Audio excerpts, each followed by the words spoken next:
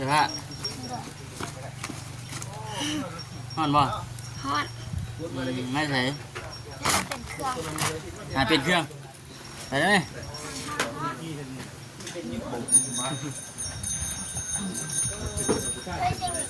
ช้ำล่างเนาะ เห็นเนาะ กินนะกินนะก่อนยังมีข้ออ้างอยู่ด้วยเนาะเอาเมียเป็นเมียก็ได้น่าเด้ไหวไปในนั่นได้บ่นี่ติยันแมนเยอะเนาะวันไหนนี่มีกูว่าหลายคนเนาะไปอาบน้ำว่าไม่ได้เมียก็ได้แล้ววะเมียก็ได้เลยดิเมียได้ให้อาบเนาะธรรมดาได้เมียได้ให้อาบน้ำเนาะนี่อยู่คนเดียวก็หาบ้านก็ยาวฉันอยู่คนเดียวอยู่คนเดียวมันยันบุกอาบโอ้ยมา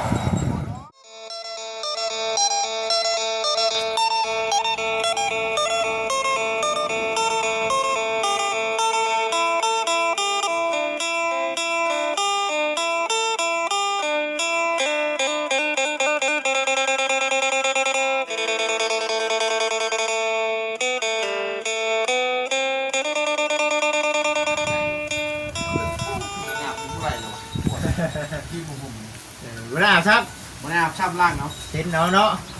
กินนะกินนะก่อนยังมีข้ออ้างอยู่ด้วยเนาะเอาเมียเป็นเมียก็ได้น่าเด้ไหวไปในนั่นได้บ่นี่ติยันแมนเยอะเนาะวันไหนนี่มีกูว่าหลายคนเนาะไปอาบน้ำว่าไม่ได้เมียก็ได้แล้ววะเมียก็ได้เลยดิเมียได้ให้อาบเนาะธรรมดาได้เมียได้ให้อาบน้ำเนาะ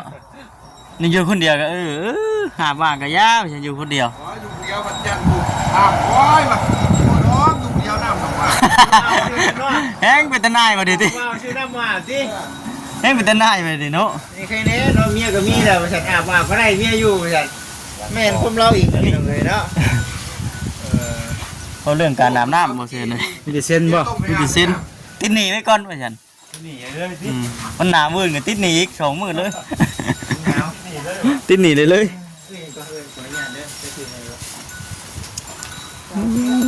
คือสาวทุกบ่โอ้สาวทุกโอ้ยขอไปบ่ยังท่านไม่มีลูกไม่เต้าบ่อยู่กัน2 คนนี่นะเนาะเบิ่งเนาะนั่งสร้างน้ำมาได้ไหนเนาะนั่งสร้างนะนั่งสร้างไอ้บางผู้เฒ่าผู้แก่ยังเบิ่งกันติดโลไล่บ่ใส่ดอกว่าได้ลูกมาขึ้นครับคลิปเก่าเป็นคลิปใหม่คลิปเก่าแหละคลิปเก่าบ่คลิปเก่ากูเอาเนี่ยไงไปบ่เห็นดูว่าบ้านใดโอ้ถึงเหรอยังอยู่เลยแม่จะเล่าเนาะจะเล่าไปดูจะเล่ามันต้องไปเนาะตู้ปืนแก๊ปอยู่แถวเหนือพุ่นน่ะเนาะตู้ปืนแก๊ปตู้ปืนแก๊ปบ่คือฉายาแล้วคือแน่นี่บ่ตู้ฉายาไปนั่นแล้วมีปืนแก๊ปบ่เอาผู้เฒ่าเราผู้เฒ่าเราได้เมียนุ่มบ่อะไร16 ปีบริสุทธิ์คือกูหมายคือปืนแก๊ปไฟแรงดิกูหมายไฟกำลังแรงอย่างที่ไฟแรงดิเดี๋ยวนี้เรายืนกันในบ้านอย่างนี้เลยจังหวะเลยเนาะจังหวะเด้อหูเขากับบ่คอยหูไปไหนเขากันเลยโอ้ยรุดเลยของใหม่เนาะได้บ่คำบ่นี่หันนะมาเปลี่ยนกับของข่อยก็ได้ดอกใช่สิเยอะเด้อจ้ะผู้ได้นอนคือได้ลงไปวันนี้ยาวยังไงให้อยู่เพื่อนค่ะมีแล้วเพิ่นได้ลงก่อนไอ้ขี้เกียจก็มีงอดอยู่เนาะคือว่าเขาถ่าก่อนเด้อใช่ตินั่นเองบ่นี้ไปมันเพื่อนสร้างบ่เขาสร้างบ่มีข่าวดีแล้วบ่ว่านั่นข้าวนี่นะมีข้าวอยู่ข้าวว่าโอ้ยยันเด้อเขาสร้างเด้อเรามีข่าวดีก็ดีใจแล้วแต่เขาจะว่ามันเป็นความจริงกับสาธุแหละคุณชาตินั่นแหละน้อง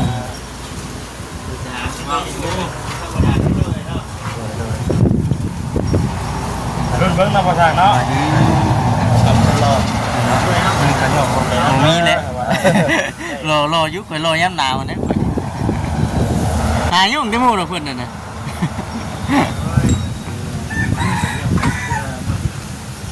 ครับกินอีกได้เนาะ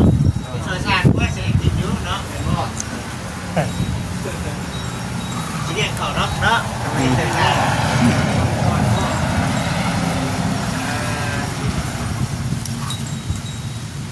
แล้วฮักในบาทนี่พี่น้องเอ้ยเนาะโอ้ เสียงมับเนาะ เจ็บครับปัญญา นี่แหละก็เดินมาช้าพี่น้องเนาะ จากคนเราเลยมาอะไรเนาะ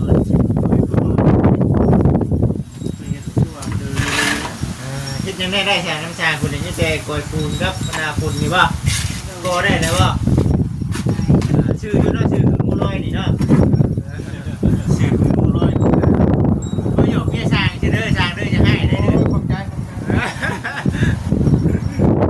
ผมว่ามันไม่ได้หัวคุณตาพี่น้อง เฮ็ดกองเฮ็ดโบกอยู่นะของตัวเองนะ โอ้บนต่ำเอาเด้อเนาะอย่าให้ขึ้นหัวได้ ไป น้ำเนาะ ยามโบกนี่ได้สบายเขาหลาดคูณขึ้นมันได้เขาปาดลงดอกมันยากเขาเต็ม โบกช่วยกันติ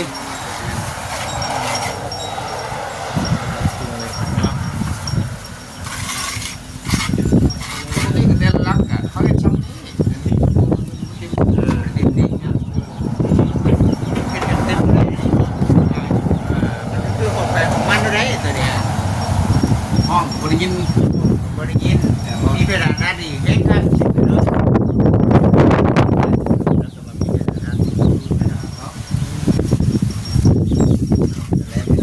ได้แล้วมีแต่ชมห้องนี่เพิ่นก็ก็ให้อยู่ เพื่อนเจ้าของก็เพื่อนเจ้าเนี่ย สอง เจ้าของบ่ เสาเล็กๆแล้วเก่าต้นมันเสาฝา จะแม่ก่อนจะแม่ก่อน เฮ็ดแปดแต่ว่ามันมีอยู่ตัวเกาะมันบ่ได้เกาะเพราะว่าเขาบ่มีเอาไม้มาเฮ็ดปอกเปลือกครับ อ๋อเนาะ อะไรไปบอลบอลเพื่อนบอลข้างเขาระยะนะ มึงยังไงเนาะใช่ปะว่าป้าแม่เล่นเล่นเราก็มอไว้ในนาคมแน่เนาะ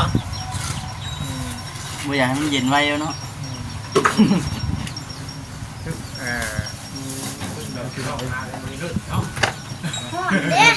ฮ้อนบ่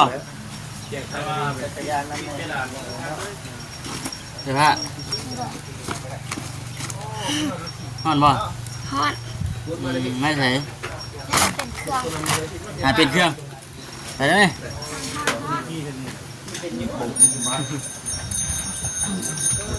เคยจะมีเกิดรถไม่ดีนะ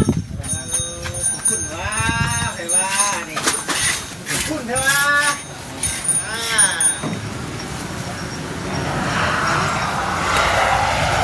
เป็นฝากกำลังเครื่องดำเนินโกพี่น้องเนาะเมื่อนกบแห้งได้ไปจักกันนี่ไปหมอแล้วจัก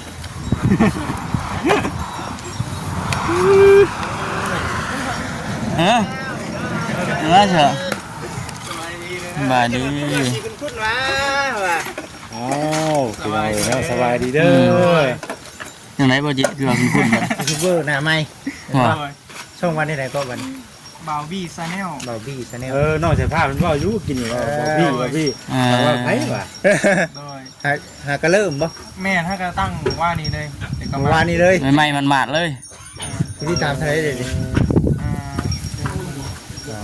เป็นกำลังใจให้กันได้พี่น้องเอ้ยเนาะ ขอบคุณคนไลค์กดแชร์ได้เนาะ ถ้าก็ตั้งว่านี่เลย หาก็เริ่มใช้เมื่อวานนี้เลย เนาะกำลังเริ่ม 400ไป โอ้แป๊บเดียวฮะโอเคอยู่ได้ ไว้ เนาะ ดีเนาะ 441ทานพี่น้องเอ้ยเนาะเบ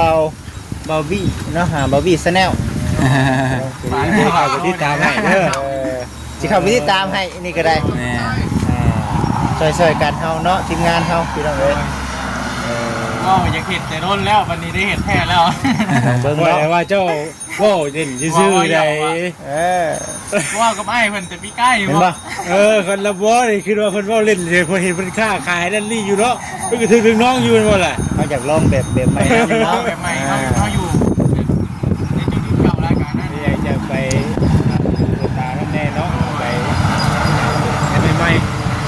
ศึกษาหลายแนวเนาะเปลี่ยนเด็กเปลี่ยนนานา ชมพู่ ต้น ว่า กัน เป็นทางเพิ่นเว้ารู้แต่ว่าเฮาน่ะคิดว่าเพิ่นเว้าเล่น เอา บ่ ส อยาก บาย ไป ดี เด้อ สบายดีเนาะ สบายดี เอาลองเบิ่งเนาะก็มีความสุขไปอีกแบบเนาะสู้ๆไปใส่เฮาเอาโอเคโดยประมาณนี้นะถือว่าไม่อยู่ได้คือเราเนาะคือว่านี่ก็ยังว่า400ถาด เฮ้ยดิ มันแห้งน้ำจังนี่พี่น้องเอ้ย เป็นว่าดิ ยังอีกเรื่องคนผู้ติดตามนี่ก็ 1,000 คนพี่น้องเลยเนาะ วานนี้400เลยติ 1,000 คนติดตามชั่วโมง 4,000 ชั่วโมงก็ผ่านเนาะฮอดบ่4เดือนนี่มัน3จังเดือน3,000 บ่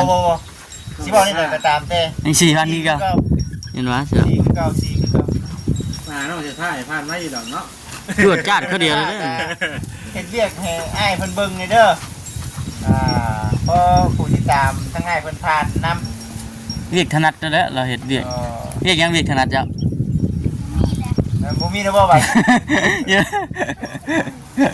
กินนะ กินเหรอกินเวียกถนัดก่อนคือกินคือการกิน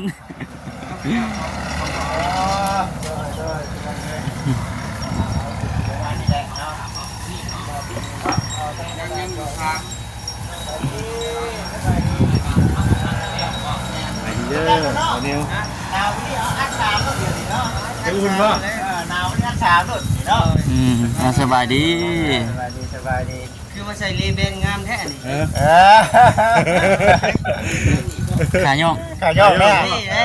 นะ โอ้ยเนาะคนก่อน คกหามัน พ่อ ง่าย ว่าดิ ปล่อย พ่อว่าดิ ข่อยบ่ได้เนาะ ข่อยว่าล่ะสิพ่ออะไรเนี่ย ปล่อยบ่เนาะ อุ้มบริมาแต่มันมาแต่หึงที่แล้วมันมาแต่หึงที่แล้วเติมนึงได้ หลายมือเด้อ4 มือคุณจะ4-5 มือคุณจะ มาทางได้ใช่ ครับโอ้ยชัดได้ชัดเหนื่อยอยู่ ยอดเนื้อ แม่การงานมันเพื่อนชาตินั่นเอง ไม่ได้เห็นมันเดียวดู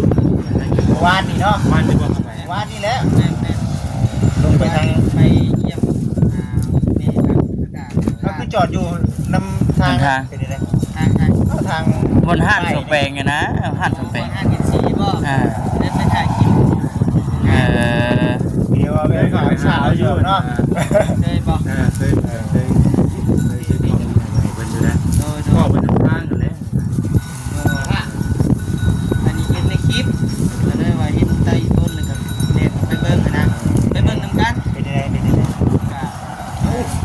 คือทางนี้เห็นไหมดิ แม่นี่คือเห็นในคลิปมาแล้ว แต่ต่างกันอยู่เนาะ แม่ เป็นยังไงจากเข้าไปที่เข้าไป เงียบอยู่ กำลังขับไปใหม่เนาะ เป็นอยู่ที่เขาไปแต่ว่าตัวสวยคนก็เลยไม่ได้เข้า เปลี่ยนมือใหม่ก่อนมาแทน ใก ที่ ล้ละอ้อมพุ่นสัตว์ที่มา เพื่อไปฮอดพุ่นเพื่อไปฮอดพุ่นจ้ะ แม่ ทำเสร็จอยู่ มันไปทางเดียวรถเนาะไปทางเดียว ไปทั้งนั้นก็ยังกุ้มมือเลยนะทำเลย คนแรกมีโอกาสก็จะได้ไปหา แม่ เพิ่น ไปเบิ่ง เนาะ นี่ก็ช่างว่าการพากันออกไปแล้วว่าจะเข้าไปบ้านหนุ่มกึมต่อ ก็ลองขับไปเบิ่งน้ำแน่เฮ็ด เป็นน้องคนนี้แหละจะไม่ได้นี่ยังดอกพากันมาเล่นเพราะว่าเขาออกมาทางนี้อยู่แล้วนะ เยี่ยมยามกันแต่คนละคนมานำกันกันดงยึมทางได้ดงยึมเขา นี่เข่าอย่างนี้ดิ มีเคสหนึ่งเด้อ นั่นก็ถ้ามีโอกาสก็ขับไปน้องน้ำตาลเนี่ยเลย เราก็พ่อแม่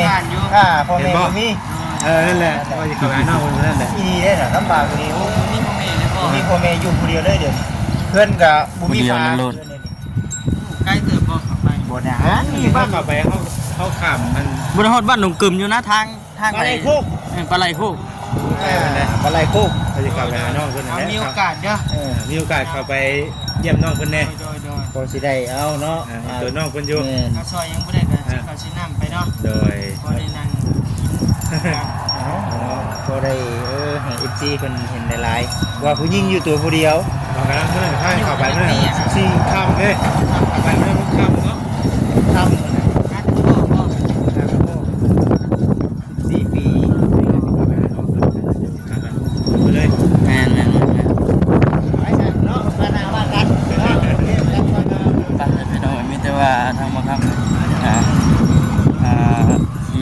พุ่นเลยพี่น้องหาน้องลำคาญโต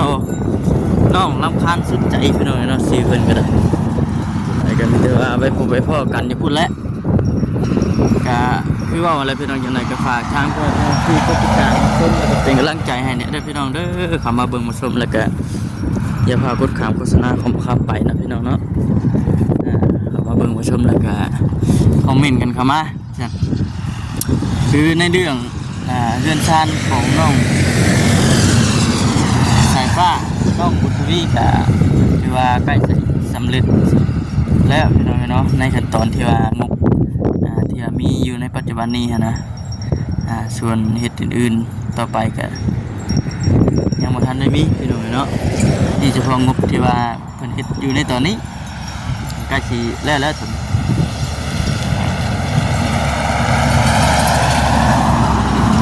ไปเอาก็คือสิกลับก่อนพี่น้องจังไดก็ติดตามเบิ่งไปนำกันโอเคพี่น้องสบายดีเด้อพี่น้องเด้อ